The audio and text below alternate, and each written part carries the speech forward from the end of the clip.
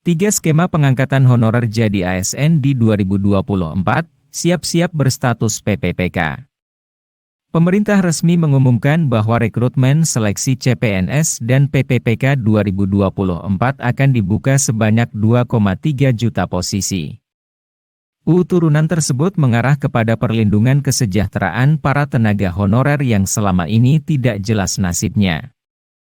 Terlebih penataan tenaga honorer harus diselesaikan maksimal Desember 2024. Namun, pada penerapannya pemerintah juga mengaban akan menggunakan beberapa sistem sebagai penyaring kualitas para honorer. Salah satunya adalah outsourcing. Hal ini memungkinkan sejumlah tenaga honorer yang tidak terdaftar di Badan Kepegawaian Negara, BKN, yang berjumlah lebih dari 3,38 juta tenaga honorer, dapat diangkat menjadi ASN. Pendataan yang dilakukan oleh BKN bertujuan untuk memastikan kebenaran data tenaga honorer serta mencegah adanya data fiktif.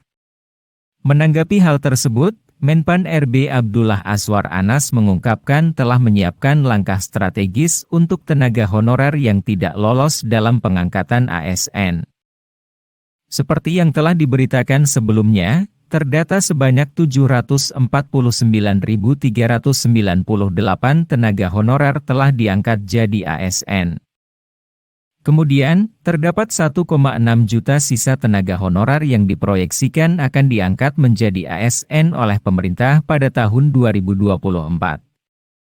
Jumlah itu merupakan sisa tenaga honorer termasuk ex-THK2 dari rekrutmen yang telah berjalan sampai tahun 2023.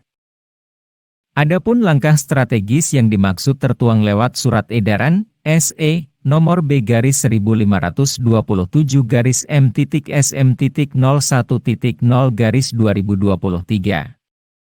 Berdasarkan SE tersebut, PPK diminta agar tetap mengalokasikan anggaran untuk tenaga honorer yang sudah terdaftar dalam data BKN.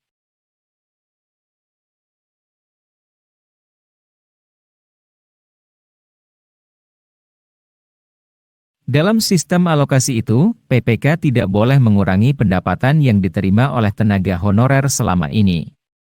Tidak hanya itu, PPK dan pejabat lain pun dilarang mengangkat tenaga honorer untuk mengisi jabatan ASN atau non-ASN lainnya. Bahkan, PPK maupun pejabat lain yang melanggar akan menerima sanksi sesuai yang tercantum dalam UU ASN 2023. Pemerintah juga telah berencana untuk membuka kembali rekrutmen CASN 2024, yang bisa menjadi salah satu upaya pemerintah untuk menyelesaikan masalah tenaga honorer yang belum lolos menjadi ASN. Selain itu, pemerintah juga akan memberikan kuota formasi lebih besar untuk tenaga honorer pada CASN 2024. Pemerintah akan menyediakan sebanyak 80% untuk ex-THK2 dan tenaga honorer yang gagal diangkat jadi ASN. Sedangkan, kuota sebesar 20% akan diberikan untuk formasi umum. Skema penagangkatan honorer 2024. Setidaknya akan ada 3 skema. Pengangkatan honorer 2024, berikut informasi selengkapnya. 1. Skema pemeringkatan. Kategori prioritas yang sangat diuntungkan dengan skema pemeringkatan dalam pengangkatan tenaga honorer menjadi PPPK 2024 ini. Jadi dengan skema pemeringkatan, honorer yang lolos validasi dokumen atau persyaratan administrasi, selanjutnya akan masuk ke dalam platform khusus untuk dipantau kinerjanya. Lalu, honorer yang telah masuk platform khusus serta memberikan kinerja terbaik maka secara otomatis diangkat menjadi PPPK 2024. Jadi dengan skema pemeringkatan, honorer yang lolos validasi dokumen atau persyaratan administrasi, selanjutnya akan masuk ke dalam platform khusus untuk dipantau kinerjanya. 2. Skema prioritas masa kerja dan usia.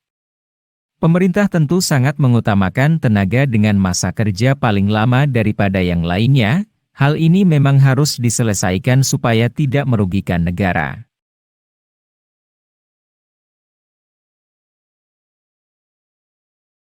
Terkait usia, juga harus diperhatikan karena banyak tenaga honorer yang ingin diangkat langsung menjadi PPPK 2024 tetapi usianya tidak memenuhi syarat prioritas.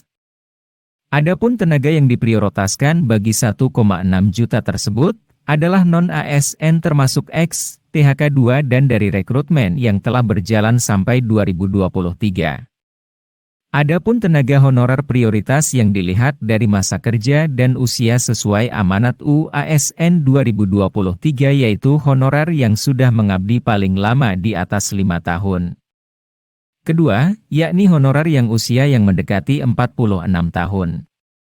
Meskipun seleksi PPPK 2024 ini memakai sistem nilai dan pemeringkatan, honorer dengan kriteria tersebut akan tetap jadi prioritas diangkat jadi PPPK. Pasalnya, variabel masa kerja atau pengabdian dan usia mempunyai poin sangat tinggi. 3. Skema SPTJM dan Verval Data. Dijelaskan dari total 2,3 juta tenaga honorer tersebut mereka yang memiliki surat pernyataan tanggung jawab mutlak, SPTJM, yakni 2.355.092 orang. Lalu total non-ASN atau honorer yang lolos seleksi dan sudah diangkat sebagai ASN berjumlah 749.398 orang. Sebagai langkah awal, BKN dan BPKP sudah melakukan piloting verval data terhadap honorer. Menpan RB Azwar Anas pun telah menyampaikan bahwa salah satu fokus penataan ASN tahun 2024 ini yakni pemerataan guru di daerah 3T.